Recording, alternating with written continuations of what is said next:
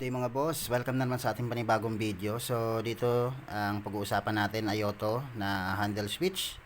So madalas itong tinatanong sa ating channel at yun nga yung color coding kung paano siya ikakabit o yung function mga boss ng kanyang wiring.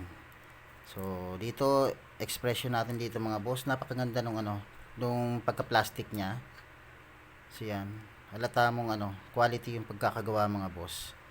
Kasi sa mga ibang brand na ganito, Viction, na hindi gawa ng Ayoto, makikita natin yung pagkakulay niya parang kupas. Pero dito maganda. Pati yung mga pitik ng mga button, mga boss, maganda. So yan Dito sa park light, maganda rin yung pagkaka-click ng mga button. So yan maririnig natin yung lagitik ng mga button niya. Tapos dito mga boss, ito yung kanyang wiring. So yan. Nakikita natin dito maganda yung niya. Yung wire na ginamit makapal. Ngayon, test natin mga boss yung mga color code niya. Para kung sakaling ilalagay nyo to sa motor nyo, lalo na sa mga naka Honda Click, ay alam nyo na yung color code ng mga wiring yan. So yan mga boss, natanggalan natin yung pinakasakit, dalawang sakit na to. So yan, para matest natin siya ng maayos mga boss. So ito yung mga wiring niya, makakapal mga boss, matigas yung pagka-wiring niya. Test na natin mga boss. Unahin natin yung busina.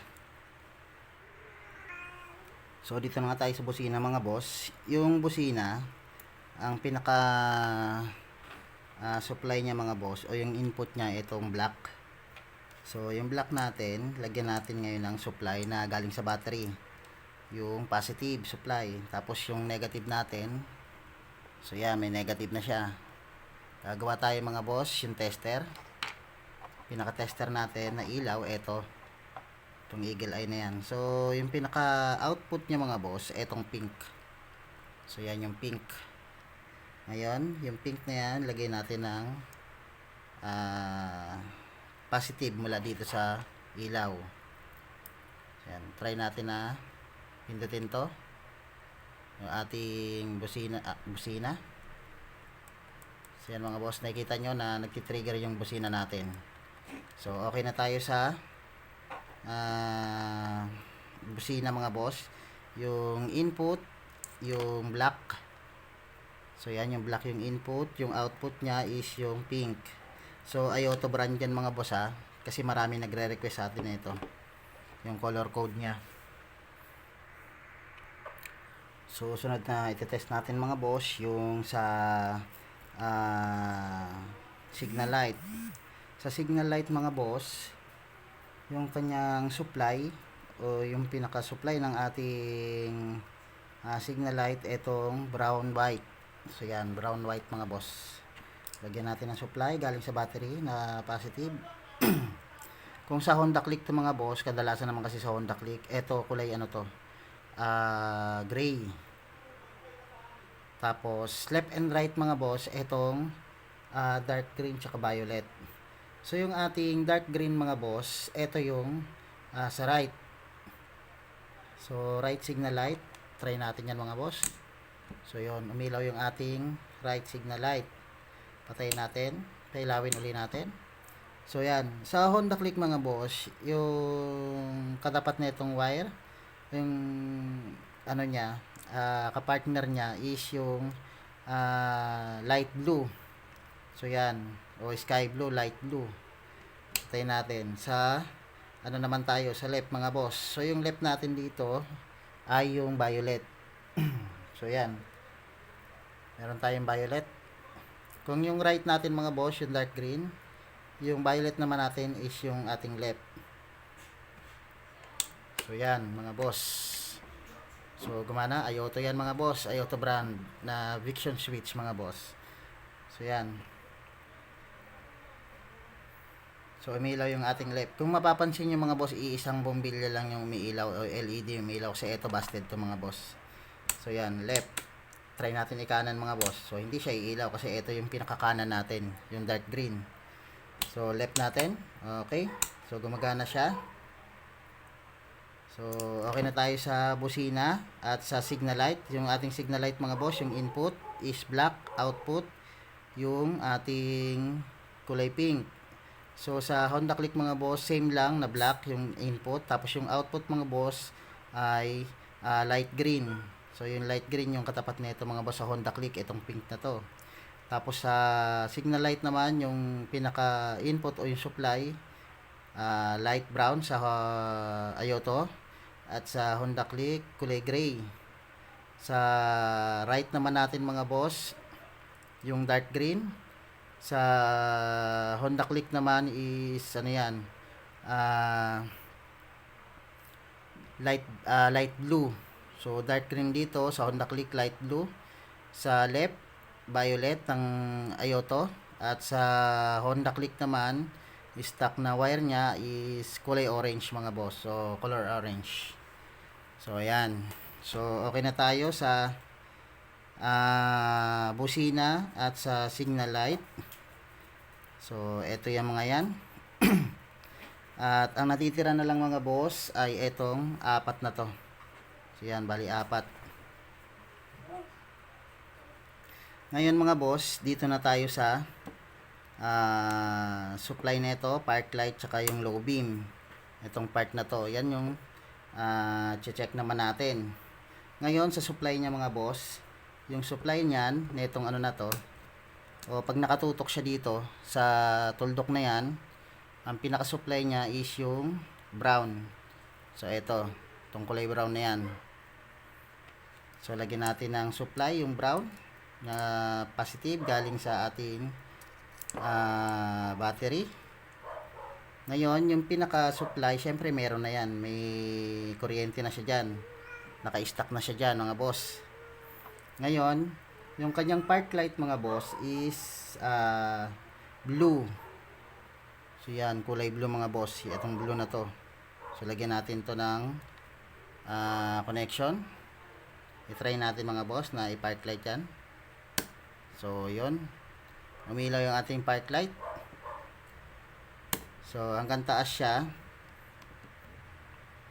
Tapos, mga boss, so, naka-park light na siya. Ngayon, yung low beam naman, mga boss, siyan, para pumunta siya rito, yung low beam is, ano siya, green, mga boss. So, yan, yung color green. Kasi, dalawa yan eh, dark green, tsaka yung green. So, dito tayo sa green. So, yan, di ba? Ito yung ating park light, yung blue. Yung green naman mga boss, yan yung supply para sa papunta ng low beam. So, yan. So, naka low beam na siya kasi kanina nandito sa park light eh. So, park light natin wala kasi nandito siya sa kulay blue. So, yan. Naka kulay blue siya. Pag pinunta natin sa green para sa low beam, so, yan oh. Okay. So, sa ating ano mga boss, sa Honda Click, yung low beam green. Tapos, yung high beam is blue.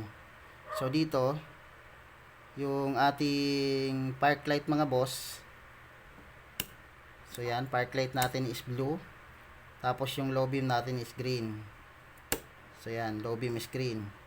So, paano naman siya mapupunta dito sa ating high beam? So, yan, sa ating high beam switch. Ngayon, kaya nawawala siya kasi napuputol na. Dahil, kailangan natin mag-tap papunta dun sa ating high beam. So, yung ating high beam mga boss is yung yellow. So, to, yung yellow natin mga boss. Patayin na natin. Diba, ito yung low. Ito yung low, park light, yung blue. Yung low yung ating green. Tapos, yung ating high beam mga boss. So, yung ating high beam, ito, yung yellow.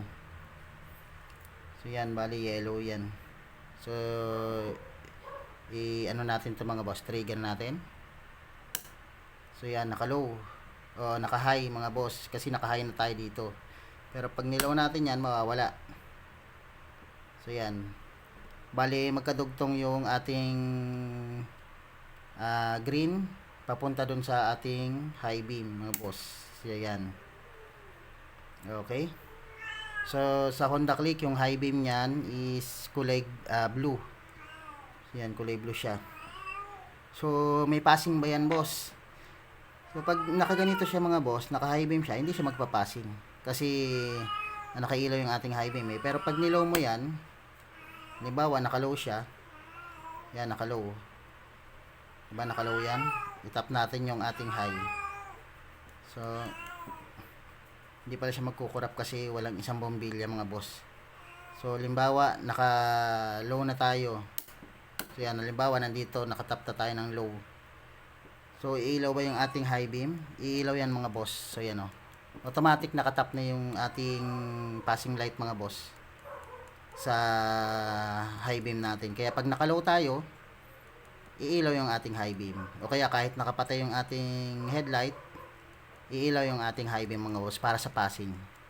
So ganyan yung ano niya, color code niya mga boss. Sana na sundan nyo yung ating wiring color code nitong ano na to, Ayoto handle switch. At kung may mga katanungan kayo mga boss, pwede nyong itanong dyan sa ating comment section mga boss, at sasagutin natin kaagad yan. Okay, so kung gusto nyo ng quality at affordable na handle switch para sa inyong mga motorcycle, lalong lalo na dun sa mga nagbabuy LED projector mga boss, recommended to. At yun mga boss, pwede nyong bilhin to, nandyan sa ating yellow basket mga boss. Ayoto brand, solid mga boss.